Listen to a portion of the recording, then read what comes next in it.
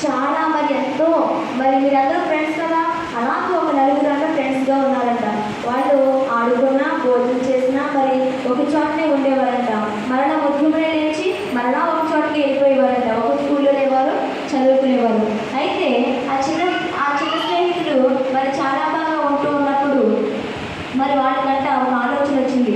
చదువుకుంటూ ఉన్నారు కదా, నా వైపు చూడండి, చదువుకుంటూ ఉన్నారు కదా, ఆ చదువుకునే పిల్లలకంట ఒక ఆలోచన వచ్చింది. ఒకరోజు మాస్టర్ అన్నాడు, రేపు మీకు ఎగ్జామ్ పెడుతున్నానని చెప్పి ఆ ఫ్రెండ్స్కి ఆయన చెప్పారంట.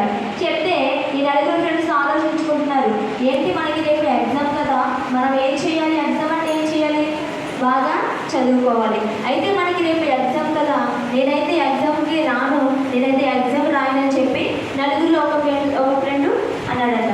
అయితే రెండో వాడు కూడా నేను కూడా ఎగ్జామ్ రాయను అన్నాడట.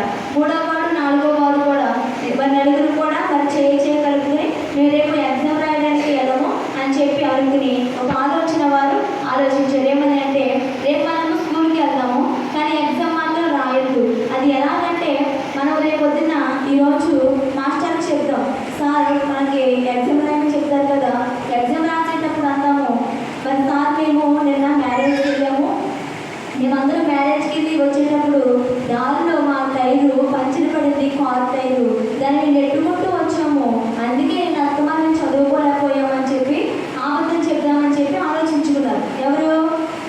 నలుగురు ఫ్రెండ్స్. అయితే వీళ్ళందరూ బాగా ఆలోచిస్తున్నారు, మీరు నా వైపు చూడండి. అయితే నలుగురు ఫ్రెండ్స్ అనుకుంటూ ఉన్నారు.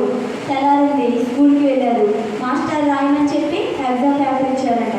ఎగ్జామ్ పేపర్ ఇస్తే వీళ్ళు అంటున్నారు, నలుగురు ఒకసారి నిలవబడ్డారంట. ఏంట్రా మీరు నలుగురు ఒకసారి నిలవబడ్డారు అని చెప్పి వాళ్ళ మాస్టారు అడిగారంట.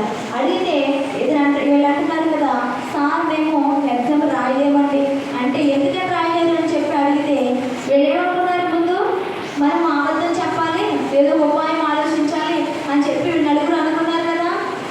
మరి అనుకున్నట్లుగానే మరి వాళ్ళు మరి ఎగ్జామ్ రాయడానికి నిలబడినప్పుడు మరి సార్ని అడుగుతున్నారు, సార్ మేము మ్యారేజ్కి వెళ్ళాము అంటే ఏంటి, పెళ్ళికి వెళ్ళాము, వచ్చేటప్పుడు మా దారిలో కార్ ఏమైంది, పంచర్ పడింది, మరి మేము రావడానికి ఇబ్బంది అయింది, నెట్టుకుంటూ వచ్చాము, అందుకే చదువుకోలేకపోయామని చెప్పి వాళ్ళు చెప్పారంట.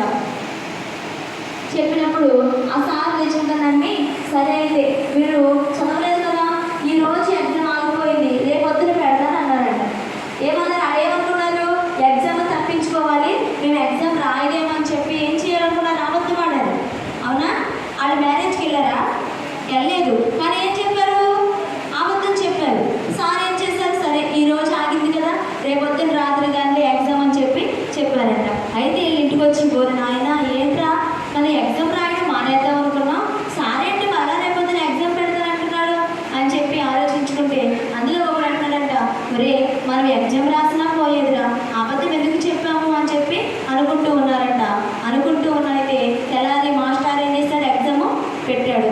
మరి ఎగ్జామ్లో మీకు ఎన్ని క్వశ్చన్లు వస్తాయి? ఓ 10-12 క్వశ్చన్లు వస్తాయా? అయితే మాస్టర్ అంట వాళ్ళకి ఎగ్జామ్ పేపర్ మీద 2 క్వశ్చన్లు ఇచ్చాడంట. ఏమని అంటే, ఒకటి నీ పేరేంటి అని చెప్పి క్వశ్చన్ రాశాడంట.